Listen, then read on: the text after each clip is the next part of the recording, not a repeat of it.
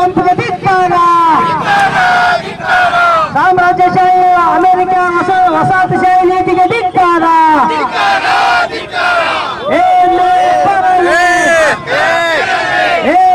ಬರಲಿ ಸಾಮ್ರಾಜ್ಯವಾದ ನಾಶವಾಗಲಿ. ಟ್ರಂಪ್ ಅಧ್ಯಕ್ಷ ಅಮೆರಿಕದ್ದು ಇಡೀ ಜಗತ್ತಿನಾದ್ಯಂತ ಆತ ಬೆದರಿಕೆಯನ್ನು ಒಡ್ಲಿಕ್ಕೆ ಶುರು ಮಾಡ್ಯಾನ. ಏನು ಬೆದರಿಕೆ?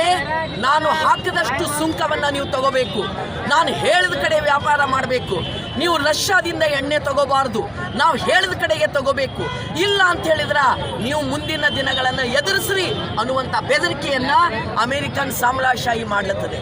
ಇದನ್ನ ನಮ್ಮ ಎಡಪಕ್ಷಗಳು ಜಗತ್ತಿನಾದ್ಯಂತ ತೀವ್ರವಾಗಿ ಖಂಡನೆಯನ್ನು ಮಾಡಿದ್ದೀವಿ. ಜಗತ್ತಿನಲ್ಲಿ ಸಮಾಜವಾದ ಅಂದ್ರೆ ಸಮಸ್ತ ಜನತೆಯ ಹಿತವನ್ನು ಚಿಂತಿಸುವ ಮತ್ತು ಸಮಸ್ತ ಜೀವರಿಗೆ ಲೇಸನ್ನು ಬಯಸುವ, ಎಲ್ಲ ರೀತಿಯಿಂದ ಸಮಾನತೆಯಿಂದ ಬದುಕುವಂತ ಹಕ್ಕನ್ನು ಕೊಡ್ಲಿಕ್ಕಾಗಿ ಇಡೀ ಜಗತ್ತಿನಲ್ಲಿ ಹುಟ್ಟುಕೊಂಡಂತ ಸಮಾಜವಾದ. ಅದು ಮಾನವೀಯವಾದ, ಜೀವಪರವಾದ. ಆದರೆ ಎಲ್ಲ ದುಡಿಯುವ ಜನರ ಶ್ರಮವನ್ನು ಲೂಟಿ ಮಾಡಿ, ಅವರ ಶ್ರಮವನ್ನು ಜಗತ್ತಿನ ಸಂಪತ್ತನ್ನು ಲೂಟಿ ಮಾಡಿ, ಗೂಂಡಾಗಿರಿ ಮಾಡಿ, ಸರ್ವಾಧಿಕಾರದ ಮೂಲಕ ಜಗತ್ತನ್ನು ತನ್ನ ಮುಷ್ಟಿಯಲ್ಲಿ ಇಟ್ಕೊಳ್ಬೇಕು ಅನ್ನುವಂಥ ಕ್ರೂರ ಸಾಮ್ರಾಜ್ಯವಾದ ಬಂಡವಾಳಶಾಹಿ ಜಗತ್ತು ಇವತ್ತು ಎರಡು ಸಿದ್ಧಾಂತವನ್ನ ನೋಡ್ತಾ ಇದೆ. ಇವತ್ತು ಸಮಾಜವಾದ ಜಗತ್ತಿಗೆ ಬೇಕು, ಬಂಡವಾಳಶಾಹಿ ಸಾಮ್ರಾಜ್ಯವಾದ ಅಲ್ಲ ಅನ್ನೋದು ಇವತ್ತು ಜಗತ್ತಿಗೆ ಅರ್ಥ ಆಗಿದೆ. ಹಾಗಾಗಿ ಜಗತ್ತಿನಾದ್ಯಂತ ಟ್ರಂಪ್ ಯಾವ ವೆನಿಜುವೆಲಾದಲ್ಲಿ ಅವರು ಮಾದಕ ದ್ರವ್ಯದ ನೆಪ ಮಾದಕ ದ್ರವ್ಯ ಅಲ್ಲ, ಮಾದಕ ದ್ರವ್ಯ ಏನೆಲ್ಲ ಇದ್ರೂ ತಮ್ಮ ದೇಶದಲ್ಲಿ ಅವರು ಆಕ್ಷನ್ ತಗೊಳ್ಳಿ. ನೀನ್ಯಾರು ಟ್ರಂಪ್? ನೀನ್ಯಾರು ಸರ್ವಾಧಿಕಾರಿ? ಆ ದೇಶಕ್ಕೆ ಹೋಗಿ ಮಡೋರೋ ಮತ್ತು ಅವರ ಪತ್ನಿಯನ್ನ ರಾತ್ರೋರಾತ್ರಿ ಕಳ್ಳತನದಿಂದ ಎಳ್ಕೊಂಡು ಹೋಗಿ ಅವರ ಪತ್ನಿಯ ಮೇಲೆ ನೀವು ದೈಹಿಕವಾಗಿ ದಾಳಿ ಮಾಡಿದ್ದೀರಿ. ಗೂಂಡಾಗಿರಿ ನಿಮ್ಮದನ್ನು ನಡೆಯೋದಿಲ್ಲ, ನೆನಪಿಟ್ಕೋಬೇಕು. ಇಡೀ ಜಗತ್ತು ಇವತ್ತು ಖಂಡನೆ ಮಾಡ್ತಾ ಇದೆ. ಇಡೀ ಜಗತ್ತಿಗೆ ಇವತ್ತು ಬೇಕಾಗಿರೋದು ಸಮಾಜವಾದ, ಕಮ್ಯುನಿಸಂ, ಸಮತಾವಾದ ಇವತ್ತು ಜಗತ್ತಿಗೆ ಬೇಕು. ನಿಮ್ಮ ಬಂಡವಾಳಶಾಹಿ, ನಿಮ್ಮ ಸಾಮ್ರಾಜ್ಯಶಾಹಿ ಈ ರೀತಿಯ ದರೋಡೆ, ಈ ರೀತಿಯ ಟಪೋರಿ ಕೆಲಸ, ಗೂಂಡಾಗಿರಿ ಕೆಲಸ, ಇನ್ನೊಬ್ಬ ಮನೆಯ ಮಹಿಳೆಯರನ್ನ ಎಳ್ಕೊಂಡು ಹೋಗುವಂತ, ದಾಳಿ ಮಾಡುವಂತ ಅವಾರಗಳು ನೀವು ಅನ್ನೋದನ್ನ ಜಗತ್ತಿಗೆ ಗೊತ್ತದ ಬಂಧುಗಳೇ. ಆ ಕಾರಣದಿಂದ ಇವತ್ತು ಎಡಪಕ್ಷಗಳು CPIM SUCIC ನಾವು ಇವತ್ತು ಜಂಟಿಯಾಗಿ ಕಲಬುರಗಿಯಲ್ಲಿ ಹೋರಾಟ ಮಾಡಿ ನಾವು ಚೇತಾವಣಿ ಕೊಡ್ತಾ ಇದ್ದೀವಿ. ಜೀವವಾದರೂ ಕೊಡ್ತೀವಿ. ಎಚ್ಚರ ಸಾಮ್ರಾಜ್ಯಶಾಹಿಗಳೇ, ಭಾರತಕ್ಕೂ ಬೆದರಿಕೆ ಒಡ್ಡಿದ್ದೀರಿ. ಏನ್ ಮಾಡ್ತಾ ಇದ್ದೀರಿ? ಮೋದಿ ಇವತ್ತು ಟ್ರಂಪ್ನ ಹೇಳಿಕೆಯನ್ನ ಖಂಡಿಸ್ತಾ ಇಲ್ಲ. ಏನ್ ಲಾಚಾರ ನಿಮಗಿದು? ಭಾರತದ ಸಾರ್ವಭೌಮತೆಗೆ ಧಕ್ಕೆಯನ್ನು ಉಂಟು ಮಾಡ್ತಾ ಇದೆ. ಇವತ್ತು 500% ಸುಂಕವನ್ನು ಹಾಕಿದಾರ. ರಷ್ಯಾದಿಂದ ತೈಲ ತಗೊಂಡ್ರೆ ಭಾರತ ಎಚ್ಚರಿಕೆ ಅಂತ ಹೇಳ್ತಾ ಇದ್ದಾರೆ. ಭಾರತ ಯಾವತ್ತೂ ಇಂಥ ಪರಿಸ್ಥಿತಿ ಅನುಭವಿಸಿದ್ದಿಲ್ಲ. ಭಾರತದ ಆಲಿಪ್ತ ನೀತಿ, ಭಾರತದ ಮೇಲೆ ಯಾರಾದರೂ ದಾಳಿ ಮಾಡಿದ್ರೆ ಅವರನ್ನು ಹಿಮ್ಮೆಟ್ಟಿಸುವಂಥದ್ದನ್ನು ಭಾರತ ಇವತ್ತಿಗೂ ನೋಡ್ಕೊಂಡು ಬಂದಿದ್ದೀವಿ.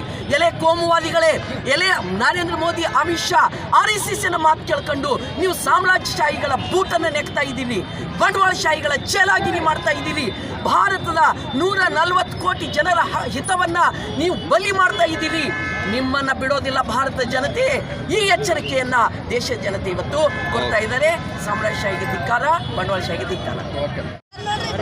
ಇದು ಕಲಬುರಗಿ ನಗರದ SP ಸರ್ಕಲ್ನಲ್ಲಿ ಎಡಪಕ್ಷಗಳಾದಂಥ CPI, CPM, SUCI ಮೂರೂ ಪಕ್ಷಗಳು ಜಂಟಿಯಾಗಿ ಇಡೀ ದೇಶಾದ್ಯಂತ ಅಮೆರಿಕ ಅಧ್ಯಕ್ಷರು ಏನು ಗುಂಡಾಗಿರಿ ಮಾಡ್ತಾರೆ ಆ ನೀತಿಯನ್ನು ಖಂಡಿಸಿ, ಎಡಪಕ್ಷಗಳು ಆ ನೀತಿಯನ್ನು ಖಂಡಿಸಿ ಪ್ರತಿಭಟನೆ ಮಾಡಿದ ದೇಶವು. ಅಮೆರಿಕದ ಅಧ್ಯಕ್ಷರು ಎಲ್ಲ ಸಣ್ಣ ಪುಟ್ಟ ರಾಷ್ಟ್ರಗಳ ಮೇಲೆ ಪ್ರತಿಯೊಂದು ಗುಂಡಾಗರ್ದಿ ಮಾಡಿ ಟ್ಯಾಕ್ಸ್ 500%, 50%, 100% ಟ್ಯಾಕ್ಸ್ ಹಾಕ್ತಾ ಇದ್ರ. ಹೀಗಾಗಿ ನಿಮ್ಮ ದೇಶದಲ್ಲೂ ಏನೇ ಗುಂಡಾಗರ್ದಿ ಮಾಡಿದ್ರೆ ಅಧಿಕಾರ ಇದೆ, ಆದರೆ ಇನ್ನೊಂದು ದೇಶದ ಮೇಲೆ ಯಾಕೆ ದಾಳಿ ಮಾಡ್ತಾ ಇದ್ದೀರಿ? ಸಣ್ಣ ಪುಟ್ಟ ರಾಷ್ಟ್ರದ ಮೇಲೆ, ಸಣ್ಣ ಪುಟ್ಟ ರಾಜ್ಯಗಳ ಮೇಲೆ, ಸಣ್ಣ ಪುಟ್ಟ ದೇಶಗಳ ಮೇಲೆ ಈ ಥರ ದಾಳಿ ಮಾಡೋದು ನಾವೆಲ್ಲರೂ ಕಮ್ಯುನಿಸ್ಟ್ ಪಕ್ಷಗಳು, ಎಡಪಕ್ಷಗಳು ಖಂಡಿಸ್ತಾ ಇದ್ದೀವಿ. ಈ ನೀತಿ ಯಥಾ ಪ್ರಕಾರ ಮುಂದುವರೆದರೆ ಇಡೀ ದೇಶಾದ್ಯಂತ ಹೊತ್ತಿರ್ತಕ್ಕಂಥ ಕೆಲಸ ದೊಡ್ಡ ಅಮೆರಿಕದವರು ಮಾಡೋದು ಕಾಲ ಬಹಳ ದೂರ ಇಲ್ಲ. ಹೀಗಾಗಿ ನಮ್ಮ ಭಾರತ ದೇಶ ಪ್ರಧಾನಿ ಆಗಿರ್ಬೋದು, ಬೇರೆ ಬೇರೆ ದೇಶ ಪ್ರಧಾನಿಗಳು ಸಹಿತ ಇಂಥ ನೀತಿಯನ್ನು ಖಂಡಿಸಬೇಕಂತೇಳಿ ಇವತ್ತಿನ ಹೋರಾಟ ಮುಖಾಂತರ ಒತ್ತಾಯಿಸ್ತಾ ಇದ್ದೇನೆ. ವೆನಿಜುವೆಲಾ ಅಧ್ಯಕ್ಷರನ್ನ ಅರೆಸ್ಟ್ ಮಾಡಿಬಿಟ್ಟು ಅಷ್ಟೇ ಅಲ್ಲ, ಅವರ ಪತ್ನಿಯನ್ನು ಕೂಡ ಅರೆಸ್ಟ್ ಮಾಡಿ ರಾತ್ರೋರಾತ್ರಿ ಗುಂಡಾಗಿರಿ ವ್ಯವಸ್ಥೆಯನ್ನು ಮಾಡಿದ್ದಾರೆ. ಒಂದು ದೇಶದ ರಾಷ್ಟ್ರ ಅಧ್ಯಕ್ಷರನ್ನ ಈ ಥರ ಮಾಡೋದು ಅತ್ಯಂತ ಅಪ್ರಜಾತಾಂತ್ರಿಕವಾಗಿರ್ತಕ್ಕಂಥದ್ದು, ಅತ್ಯಂತ ಕ್ರೂರವಾಗಿರ್ತಕ್ಕಂಥ ನೀತಿಯನ್ನು ವಿರೋಧಿಸಿಬಿಟ್ಟು ಎಡಪಕ್ಷಗಳಿಂದ CPI, CPM, SUCI, ಕಮ್ಯುನಿಸ್ಟ್ ಪಕ್ಷದಿಂದ ನಾವು ಇವತ್ತು ಪ್ರತಿಭಟನೆಯನ್ನು ಮಾಡ್ತಾ ಇದ್ವಿ. ಇವತ್ತು ಸಾಮ್ರಾಜ್ಯಶಾಹಿಗಳ ಗುಂಡಾಗಿರಿ ಇಡೀ ವಿಶ್ವದಾದ್ಯಂತ ನಡೀತಾ ಇದೆ. ಇಂತಹ ಗುಂಡಾಗಿರಿಯನ್ನು ನಾವು ಸಹಿಸೋದಿಲ್ಲ. ಸಾಮಾನ್ಯ ಜನಗಳು ಈ ಬಂಡವಾಳಶಾಹಿ ವ್ಯವಸ್ಥೆಗೆ ಕೊನೆ ಹಾಕ್ತೀವಿ ಅಂತೇಳಿ ಈ ಪ್ರತಿಭಟನೆ ಮೂಲಕ ನಾವು ಇವತ್ತು ಟ್ರಂಪ್ಗೆ ಎಚ್ಚರಿಸ್ತಾ ಇದ್ದೀವಿ.